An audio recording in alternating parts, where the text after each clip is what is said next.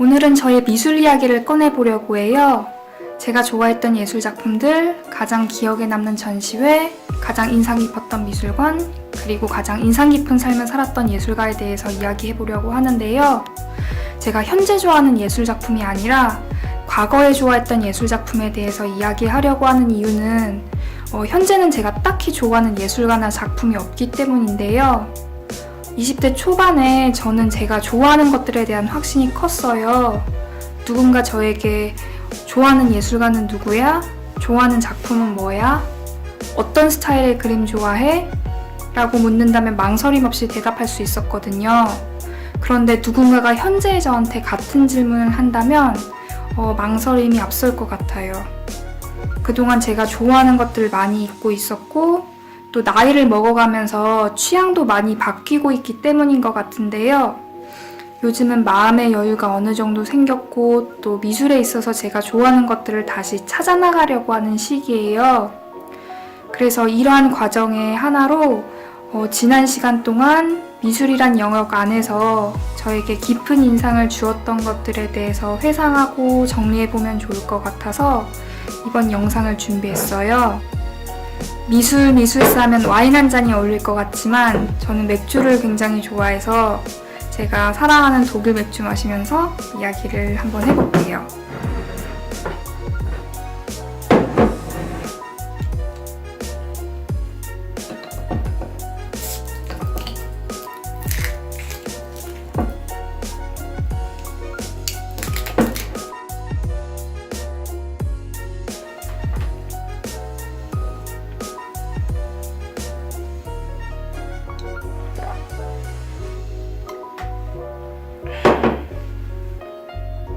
일단 제가 예전에 좋아했던 예술 작가는 장 듀뷔페, 훈델트바서, 장 미셸 바스키아였는데요.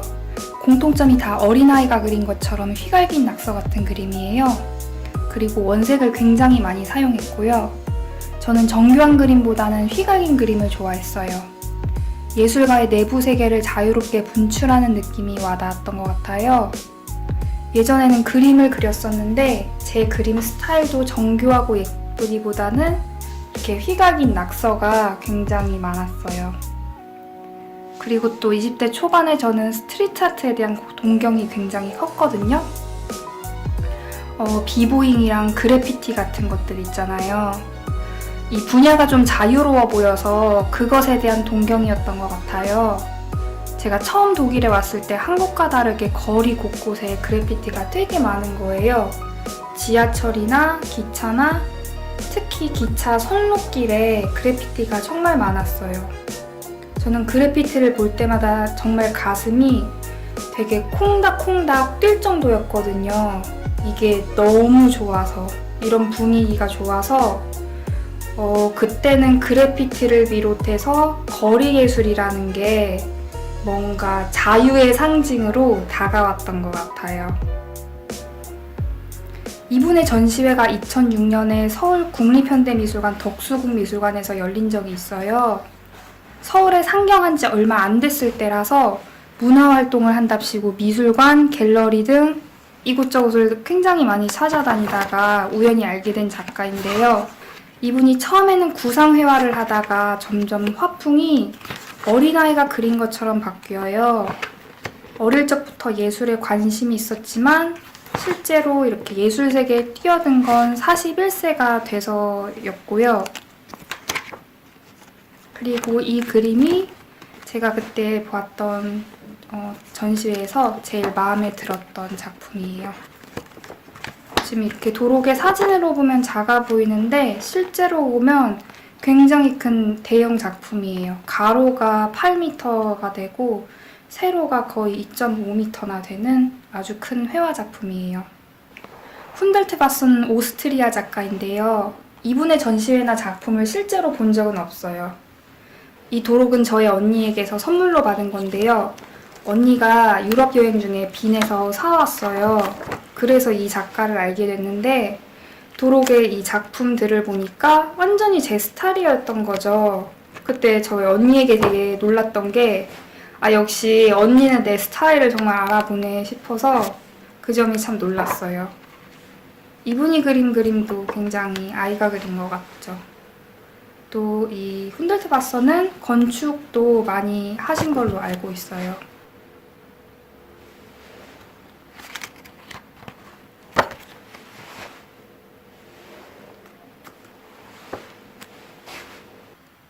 장 미셸 바스키아도 전시회나 작품을 실제로 본 적은 없고요. 따로 가지고 있는 도록도 없어서 작품을 보여드리지는 못하는데요. 워낙 유명한 작가라서 알고 계실 거예요. 이 세 작가 작품들의 공통점이 보이시죠? 다 좀 낙서 같고 어린아이가 그린 그림 같고 또 빨강, 노랑, 초록과 같은 원색의 느낌이 아주 강해요.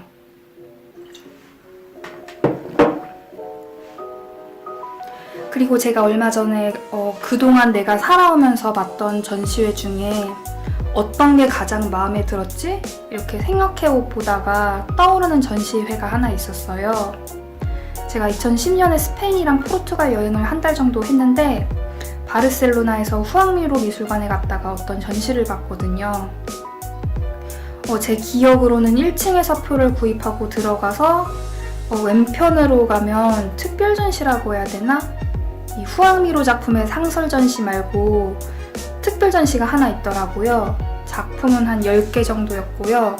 비디오란 설치 작품들이었는데요. 솔직히 어떤 주제의 비디오 작품이었는지 또 어떤 설치 작품이었는지 잘 기억이 나지는 않아요. 그럼에도 불구하고 이 전시가 제가 살아오면서 본 전시 중 가장 감명이 깊었던 이유는 이 10개의 작품이 있는 공간들에 관객들이 되게 편히 앉아서 아니면 누워서 작품을 볼 수 있도록 쿠션을 비롯해서 공간 마련을 잘 해놨던 거예요. 요즘에는 점점 그런 식의 작품들이 많이 보이는 것 같기는 한데 그 당시 저는 완전히 처음 경험해보는 거였거든요. 그러니까 미술관이나 갤러리를 가면 항상 그 전통적인 미술 관람 방식 있잖아요. 회화 작품 같은 경우에는 이렇게 벽이 있고 그 앞에 걸려있는 작품을 관조하듯이 바라보고 또 조소나 설치 작품 등의 입체 작품도 마찬가지고요. 근데 이 전시를 봤을 때는 내가 정말 전시 작품 안에 들어와서 마치 공원을 거닐듯이 설치 작품 사이를 걸어 다니고 또 숲에 와서 쉬듯이 비디오 작품들을 보는 거였어요. 거기에 쿠션도 엄청 크게 있어가지고 거기 완전히 이렇게 널브러져서 누워있을 수도 있었고요. 천장에도 비디오 작품이 크게 상영되고 있었던 걸로 기억나요. 그런데 그 당시에는 제가 그 전시가 아주 좋았으면서도 어느 작가의 작품인지 세세히 알아볼 생각을 하지 않았거든요. 막연히 단체전이라고 생각했어요. 10명의 작가가 각각 하나씩 비디오나 설치 작품을 만들어서 단체로 전시하나 보다 했는데 그게 전혀 아니었더라고요. 저는 제가 그동안 방문했던 전시회의 티켓이나 팜플렛을 모아둬요. 그래서 혹시나 해서 찾아봤는데 이 전시의 팜플렛도 제가 가지고 있더라고요. 네, 알고 보니까 단체전이 전혀 아니었고 여기 이 피필로티 리스트라는 스위스 예술가의 전시였어요. 그래서 좀 놀랐어요. 단순히 그 후앙미로 미술관에서 봤던 단체전이 되게 좋았는데 라고 기억해오고 있었는데 이게 개인전이었던 거예요. 그리고 이분 이름을 인터넷에서 검색해보니까 계속 제가 그때 보았던 작품의 느낌과 비슷하게 발전시켜 왔더라고요. 최근의 작품들을 봐도 설치랑 비디오 작품이 주이고 또 관객들이 관람할 때 되게 편히 볼 수 있게 이젠 침대까지 마련해 놓고 엄청 큰 쿠션을 기대어서 볼 수 있게도 예전과 같이 마련해 놓고요. 그래서 기회가 있다면 이분 전시회는 다시 한번 꼭 가보고 싶어요. 그 당시에 저는 그 느낌이 정말 좋았어요. 작품을 이렇게 감상한다는 느낌이 아니라 작품 안에서 편히 쉰다는 느낌이었거든요. 또 마침 공간은 좀 어두워서 사람들 시선에 구애도 받지 않고 편히 누워서 작품을 감상했던 게 되게 좋은 경험이었어요.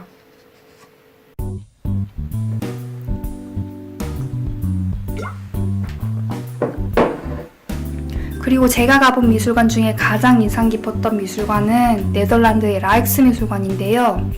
지난번 영상에서 보여드렸던 핸드리크 아버캄프의 작품을 소장하고 있는 미술관이에요. 저는 미술관의 전형이라고 하면 프랑스 파리의 루브르 박물관을 떠올리거든요. 몇백 년이 된 방대한 양의 작품을 가지고 있고 또 이렇게 엄청나게 웅장하고 압도하려는 느낌 있잖아요. 정말 예술 작품이 중심이 되는 장소. 이게 고정관념일 수도 있지만 제가 생각하는 일반적인 미술관의 전형이에요. 근데 암스테르담의 라익스미술관을 갔을 때는 느낌이 사뭇 달랐어요. 물론 라익스미술관도 몇백 년이 된 방대한 양의 작품을 가지고 있고 꽤나 규모가 큰 미술관이지만 압도하려는 느낌이 아니었고 대중에게 이렇게 편안하게 다가가려고 한다는 인상을 받았거든요. 이건 이 미술관 웹사이트에서 제공하는 라익스 스튜디오라는 이미지 데이터베이스에서 잘 나타나는데요. 거기에 미술관이 소장하는 작품들의 고해상도 이미지를 제공하고 있거든요. 그런데 해상도가 정말 좋아요. 컴퓨터 화면을 계속 확대해봐도 세밀한 부분까지 다 자세히 볼 수 있는데 이걸 무료로 제공해요. 그런데 미술관에는 원하는 대로 수정하고 사용하라고 적극적으로 권유까지 해요. 저번에 아버캄프 영상 만들 때 아버캄프 작품 이미지를 사용했거든요. 물론 다른 미술관들도 작품 이미지를 제공하기는 하는데요. 여기 미술관처럼 편히 이용할 수 있게 되어 있지는 않아요. 예를 들어서 유튜브 영상에 예술작품 이미지를 사용하려고 한다면 어떤 미술관은 돈을 얼마를 내라고 하고 어떤 미술관은 미술관 이름으로 카피라이트를 표시하라고 요구하기도 하고요. 아예 소장 작품에 대한 인터넷 데이터베이스를 제공하지 않는 미술관도 있고요. 그래서 제가 지난번 아버캄프 작품에 대한 영상을 만들 때도 사실은 제가 넣고 싶은 다른 네덜란드 화가의 그림이 하나 있었거든요. 그 그림이 아버캄프의 작품을 설명할 때 꽤나 중요한 작품이라서 꼭 넣고 싶었는데 해당 미술관 웹사이트에 들어가 보니까 작품 이미지는 있었는데 이걸 돈을 내고 사용해야 한다고 해서 넣지를 못했어요. 이런 면에 있어서 라익스미술관이 소통을 많이 하려는 미술관인 것 같아요. 지금 흐름에도 굉장히 적극적으로 다가가는 미술관인 것 같아요. 요즘은 인스타그램이나 페이스북 같은 소셜 네트워킹 서비스가 대세이고 또 이러한 서비스의 키워드는 공유잖아요. 그런 흐름을 잘 캐치하고 있는 미술관인 것 같아요. 이런 고품질의 작품 이미지를 공유하라고 제공하는 것이 사용자 입장에서는 정말 고맙거든요. 그래서 앞으로 제가 어떤 작가의 작품을 영상을 통해서 설명하게 된다면 라익스미술관에 소장되어 있는 작품을 많이 애용할 것 같아요. 그럴 수밖에 없어요. 여기가 자료를 워낙 잘 제공해주다 보니까 저로서도 편히 이용하게 되는 거죠. 다른 미술관은 이용하기가 좀 어려운데요. 가장 인상 깊었던 삶을 살았던 예술가는 이분인데요. 김영갑. 제주도에 김영갑 갤러리 두모학이라고 있는데 혹시 아시나요? 이분은 사진작가고요. 제주도 사람은 아닌데 제주도란 장소에 반해서 이곳에 살면서 사진을 찍었어요. 그런데 일반적인 삶과는 굉장히 다른 삶을 사신 분이었어요. 사진에 미쳐서 일반적으로 사는 삶과는 동떨어진 정도가 아니라 굶주리면서 사는데도 카메라 필름 살 돈이 없는 걱정을 하신 분이었거든요. 심지어 외지인이 제주 곳을 다니면서 이렇게 사진을 찍으니까 북한 간첩으로 오해를 받아서 형사가 찾아온 일화도 갖고 계시더라고요. 그렇게 사진과 제주도라는 장소에 몰두하면서 사진 작업을 하면서 사시다가 루게릭 병에 걸리게 돼요. 근데 죽음이 점점 다가오는 것을 느끼면서도 폐교를 하나 사서 그곳을 가꾸셔서 지금의 김영갑 갤러리 두모학이라는 사진 갤러리를 여셨어요. 이 책은 이분이 쓰신 책인데요. 본인의 이야기랑 직접 찍은 풍경 사진들이 담겨 있어요. 이 책을 처음 읽었을 때 이분의 삶을 접하면서 정말 충격을 받았어요. 아, 세상에 이렇게 살다 간 사람도 있구나. 나도 이렇게 살 수 있을까? 나는 정말 이렇게는 못 살 것 같은데 싶은 마음이 좀 아리기도 하고, 또 사진 아니면 안 될 만큼 이 사람은 그것이 그렇게 중요했던 걸까? 막 이런저런 생각이 들면서 좀 슬프기도 하고, 일반적으로 보면 불운한 삶이었죠. 그런데 이분의 입장에서는 이렇게 몰입했던 순간들이 정말 행복했던 시간이 아니었을까 하는 생각도 들더라고요. 저 김영갑 갤러리는 작년에 처음 가봤어요. 친구랑 갔는데 정말 좋았어요. 규모가 크지는 않고 또 외떨어진 장소에 위치해 있긴 한데 여기는 사색이 필요할 때 혼자라도 가보면 좋을 것 같더라고요. 이분이 온 마음을 다해서 만든 장소라서 그런지 위로받을 수 있는 공간이라는 생각이 들었어요. 그래서 다음에 또 한국에 가면 저는 이곳은 꼭 한번 혼자서 가보고 싶어요.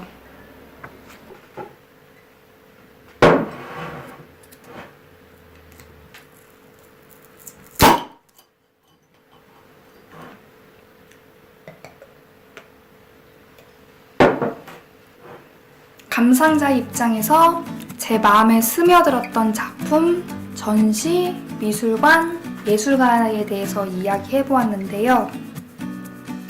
근데 솔직히 미술사를 공부했지만 매일같이 미술관을 간다거나 예술작품을 감상하고 분석하고 그러는 건 아니에요. 오히려 저는 대학교를 다닐 때 미술관을 정말 안 갔어요. 독일에서 미술사를 공부하면 장점인 게 다른 도시는 모르겠지만 제가 다녔던 학교만 보자면 학교가 소재해 있는 도시의 국립미술관, 공립미술관의 입장료가 공짜거든요. 미술사나 미술을 전공하는 대학생들에게는 그런 혜택이 있었어요. 그런데 저는 그런 혜택이 있었음에도 불구하고 대학생일 때는 미술관을 정말 안 갔어요.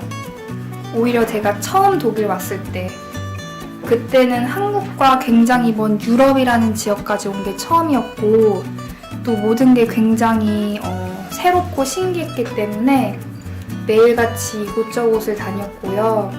입장료를 다 내면서도 미술관을 정말 열정적으로 다녔는데 오히려 미술사로 대학 공부를 하던 시절에는 오히려 수업에만 집중하느라 제가 맘 편히 감상하면서 미술을 대하지는 못했던 것 같아요.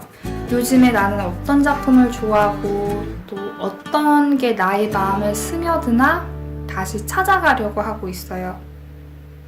최근엔 가끔 미술관 몇 군데를 갔었는데요. 요즘에는 예전처럼 나는 이 작가가 정말 좋아. 이 작품이 제일 마음에 들어. 뭐 그런 건 없어요.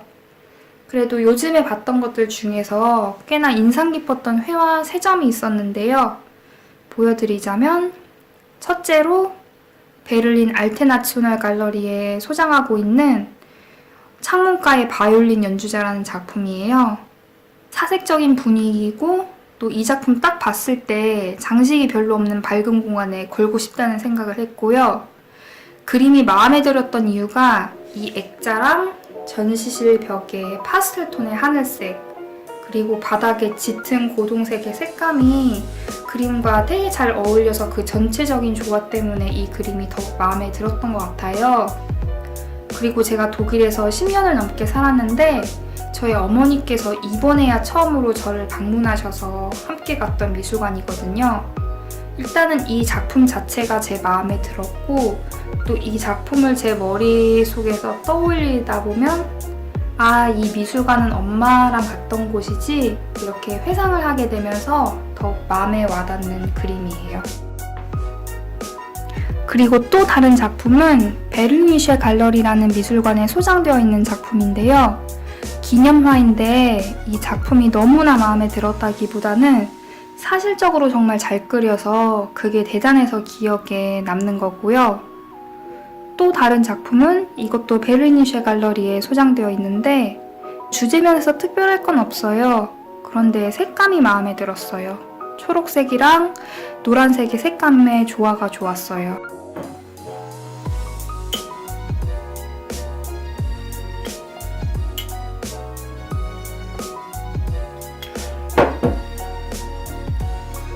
저는 스스로 저의 취향 변화에 있어서 굉장히 놀라는 게 20대 초반에는 그래피티, 낙서 이런 느낌들을 굉장히 좋아했다고 했잖아요.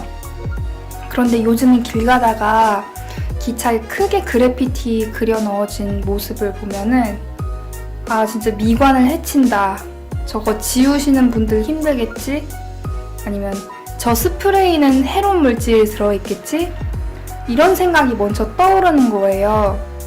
뭐 이제는 그래피티가 너무 싫다던가 뭐 이 분야를 비하하려는 게 아니라 예전에는 여기서 막 자유를 느끼고 갈망했던 내가 이제는 이런 생각을 떠올리다니 그 간극이 큰 게 정말 신기해서 그 점에 있어서 스스로에게 굉장히 놀라요. 그리고 요즘은 생각을 덜 하면서 살고 싶어요. 현대미술은 그래서 요즘 별로예요. 생각을 많이 해야 되고 따로 알아봐야 할 게 많아서요. 물론 현대미술도 워낙 방대하니까 다 그런 건 아니지만요. 그런데 생각을 많이 해야 하는 현대미술 작품들이 있잖아요. 요즘에 저는 그런 걸 보면 굉장히 피곤해지더라고요. 오히려 전통회화 작품이 좋고요. 그런데 이것도 뭐 자기 상황이나 그 당시의 감정 상태 등 여러 가지 요인에 따라서 달라지는 거니까요. 뭐 언젠가 다시 마음에 드는 현대미술 작품이 생기겠죠? 오늘은 카메라 앞에서 혼자 수다를 떨어봤는데 많이 어렵네요. 일단은 제가 그동안 공부했던 것에서 얻는 정보로 영상을 만들어 보려고 해요. 아직은 영상 만드는 것도 초보라서 어렵고 또 시간이 정말 많이 걸리더라고요. 그래도 만들고 나면 또 보람이 있기는 해요. 꾸준히 영상을 만들어 나가려고 하니까요. 다음 영상 또 봐주셨으면 좋겠고요. 이 영상 시청해주신 분들께 감사드려요.